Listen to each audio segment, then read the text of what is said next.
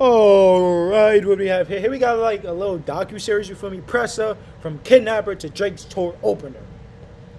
Nothing much more to say, honestly. Toronto Marathon, you already knew that shit, but whatever it is, came out rap last year, scene is on the October. rise. 500,000 views, you feel me? Hip Hop Daily. Let's get it. One of their biggest rappers is a dude. Toronto's rap scene is on the rise. One of their biggest rappers is a dude named Pressa, who got a wild story, including opening for Drake's tour while out on bail for kidnapping charges.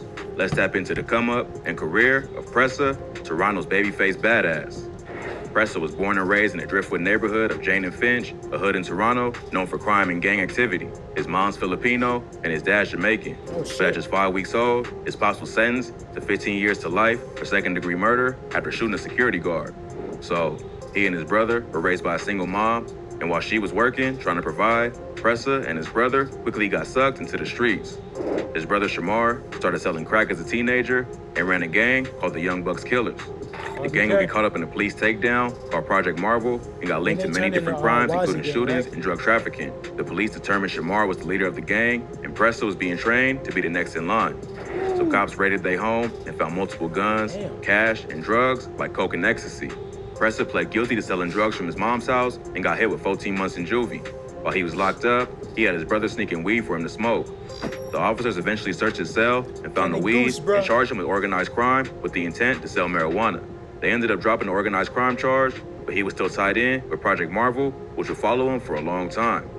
10 months after he got out, Pressa went on the run for an attempted murder charge. He ended up getting caught and arrested after 14 months on the run and spent like 9 months in jail.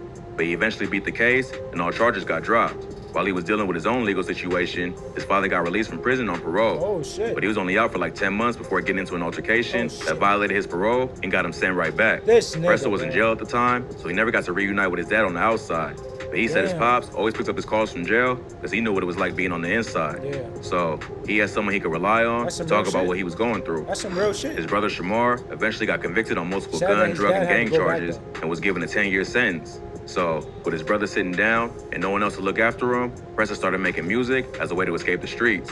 He dropped his first song, Wasp Gang, in 2015 with Robin Banks. That was his first song? His first song went viral, bro. With his brother sitting down and no one else to look after him, Pressa started making music as a way to escape the first song he was on, because that technically wasn't his song. Streets. He dropped his first song, Wasp Gang, in 2015 with Robin Banks, another Driftwood rapper. The song was a tribute to their friend Wasi, who recently got shot to death by police outside of a nightclub. Wasi was one of Pressa's day ones, and they came up together.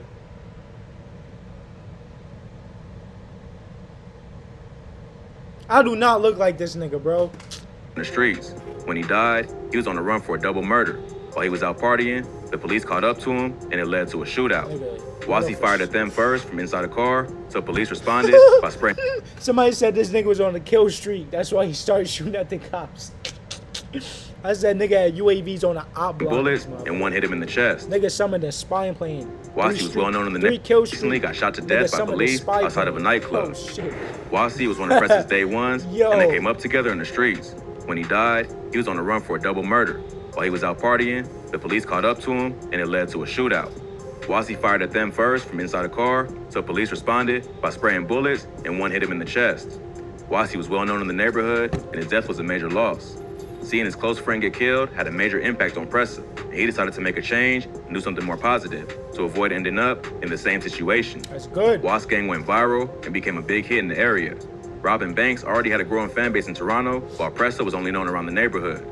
This was his first introduction as a rapper, but it showed he had talent from day one. He started dropping music more consistently in 2016, but his street activities eventually caught up to him and almost destroyed his whole career. In April 2016, members of the Young Buck Killers threw a party at an Airbnb in downtown Toronto. Members from the Queens Drive Crips, who were known to beef with the Young Bucks, tried to crash the party. The two gangs ended up getting into it in the hallway, and like 10 shots was fired. The whole thing got captured on CCTV, which shows two Young Bucks members ducking into an elevator while being shot at from the hallway.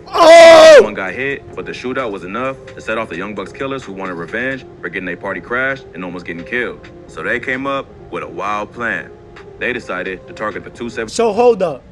The Young Buck Killers was at, they threw the party, then some Crip dudes, the opposition came in and came to the party, crashed it, started shooting out, and this is them in the elevator right now.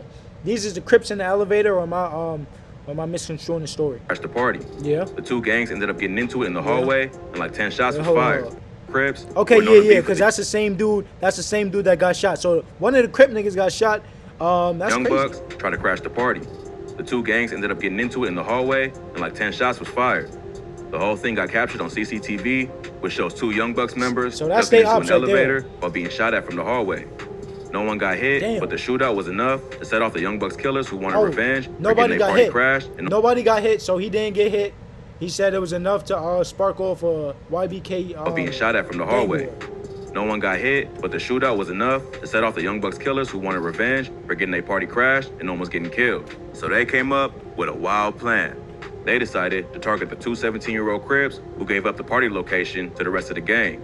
They somehow convinced them to meet at their spot. Oh, this is the story of them kidnapping that nigga and making him with the nigga homie and hey yo. Kidnapped and tortured them. Yo, that They were shit is held hostage. Yo, I'm not gonna lie, bro. That's on some next level movie type shit, bro. For like 48 hours and forced to do some location to the rest of the gang. They somehow convinced them to meet at their spot where they kidnapped and tortured them. They was held hostage for like 48 hours and forced to do some real sick shit. They got tied to a chair and beaten up pretty bad. They was also forced to play Russian roulette with a loaded gun. At one point, they even got forced to perform sexual acts on each other. And these was two teenage boys. Oh God, them niggas would have had to. Well, I'm not saying what I would have done, but I'm saying what I would have done. Them niggas would have had to kill me first. I'm not sucking. Hey, yo, Also pause. doing it. On God, nigga, on God. But they was on some mobster movie type shit. Have them niggas playing Russian roulette with a revolver, bro? What? Just to embarrass them. The torture got so intense, it got the neighbors roulette with a loaded gun. At one point, they even got forced to perform sexual acts on each other. No. And these was two teenage boys. No. If that ain't bad enough, they also filmed them doing it just to embarrass them. The torture got so intense, it got the neighbors' attention, and they had to move them to a different spot to avoid getting caught. Damn. Then, they contacted the victims' families and demanded a ransom. They eventually let the two boys go after one of their moms paid $3,000 up front and agreed to pay another $7,000 within a week for a total ransom of $10,000. Damn. The kidnappers also It's like them niggas, bro. That shit was organized as fuck, bro. let the two boys go That shit was calculated than a motherfucker. after one of their moms paid $3,000 up front and agreed to pay That's another $7,000 within a week for a total ransom of $10,000. The kidnappers also told her if she ain't come up with that extra $7,000, they was gonna put out the videos that showed them performing sexual acts on each other. So the victims was released and taken to the hospital. At first, they said they would talk to the police, but later changed their minds, probably afraid of what could happen if they was also labeled snitches. But it ain't matter, because police found enough evidence to start making arrests. The most famous name caught up in the case was none other than Pressa, who was arrested on charges of kidnapping for ransom, unauthorized possession of a firearm, and assault with a weapon. Damn. Even though police say he was one of the primary instigators of the violence, his lawyer argued that he only played a small role in the kidnapping. They don't think he's the one who actually planned it, but it's not clear exactly what party played in the crime. Really prove it. The courts must have believed his lawyers because they allowed Pressa to be released on bail to await trial. By this time, his music career was already heating up, and he took this as an opportunity to try to change his life for good to avoid going down the same path as his dad and brother. He dropped multiple singles, which all racked up millions of views, including 100 Wasi bars and Lavish. He also dropped his debut mixtape, Press Machine, in 2017.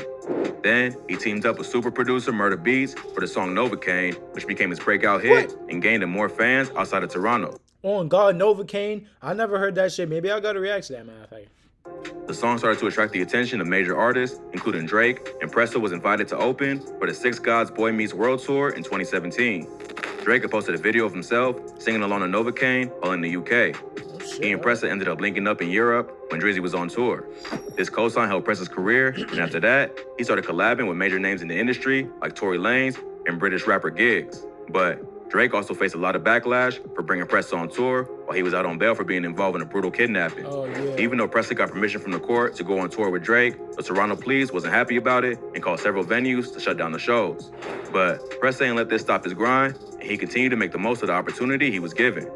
He seemed focused on putting the gang life behind him and making a change for the better, even if his past continued to haunt him. The courts must have noticed him trying to change, because in December 2017, he was cleared of all charges related to the kidnapping after being out on bail for about 18 months. The only evidence prosecutors had to link Pressa to the crime was one of the victims saying he was pistol whipped by someone who looked like the guy who rapped under the name Pressa on YouTube. The judge ain't think this was sufficient evidence to positively ID Pressa as the gunman, so he beat all charges. But 2 other members of the Young Bucks killers, who were supposedly the real ringleaders of the kidnapping, got convicted and sentenced to 6 and 9 years. After beating the case, Pressa stayed true to his promise to leave the streets alone and moved to LA where he could focus on music.